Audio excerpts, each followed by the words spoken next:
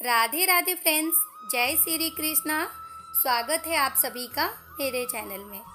तो आज की इस वीडियो में हम जगन्नाथ जी की रथ यात्रा के बारे में जानेंगे। किस दिन उनकी रथ यात्रा निकाली जाएगी और अगर हमारे घर में जगन्नाथ प्रभु की मूर्ति नहीं है तो हम अपने लड्डू गोपाल जी की रथ यात्रा कैसे निकाल सकते हैं, उनका स्नान श्रृंगार भोग सेवा हमें किस प्रकार करना चाहिए। तो सबसे पहले हम कराते हैं अपने ठाकुर जी को स्नान।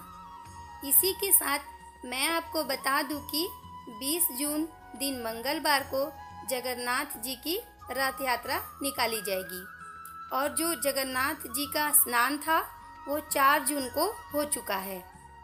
कहते हैं कि 108 मटके होते हैं जल के, जिससे जगन्नाथ महाप्रभु को स्नान कराया जाता है।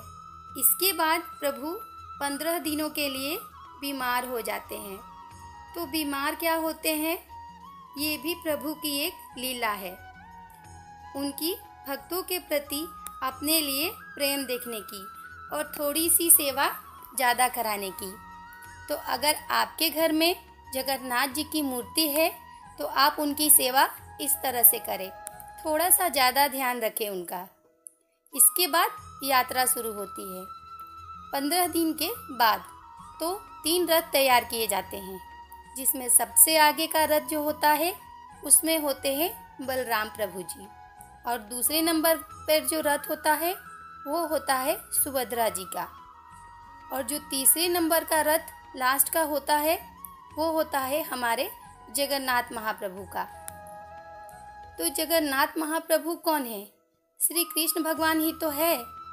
तो अगर हमारे घर में जगन्नाथ महाप्रभु की मूर्ति नहीं है तो हम अपने घर में ठाकुर जी की, लड्डू गोपाल जी की बड़े ही लाड़ दुलार के साथ सेवा जरूर से उस दिन करनी चाहिए।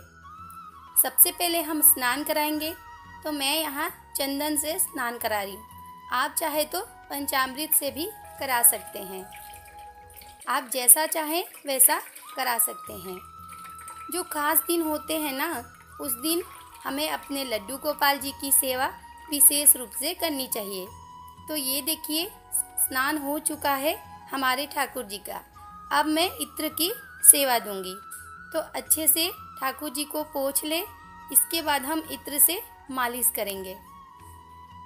तो जगन्नाथ महाप्रभु की यात्रा है तो हम लड्डू गोपाल जी को इस दिन धोती पहनाया जाता है। मेरे पास धोती वाली ड्रेस नहीं है प्रभु की, तो जो है मैं वही पहनाऊंगी। अगर आपके पास धोती वाली ड्रेस है तो आप उस दिन वही पहनाएं और बढ़िया से उनका श्रृंगार करें। तो ये देखिए मैंने श्रृंगार कर दिया है प्रभु का।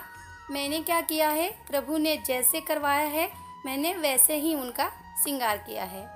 अब हम आरती करेंगे। तो आप श्रृंगार आरती ठाकुर जी की जरूर से करें। इसके बाद हम प्रभु को भोग लगाएंगे।